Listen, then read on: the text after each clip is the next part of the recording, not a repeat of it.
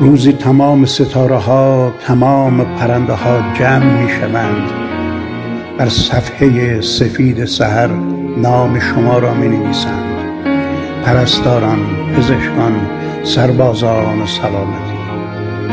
روزی درخت ها در مسیر شما آب می پاشند تا مثل بهار از برابرشان بگذرید.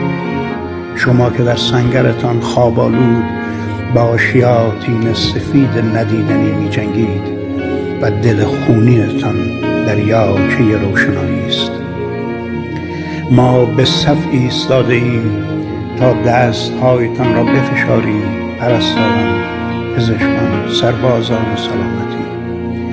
دستهایی که تاریخ سیاه را ورق می‌زنند تا پیش از غروب آفتاب را به نقطه صبحگاهی برگردانند.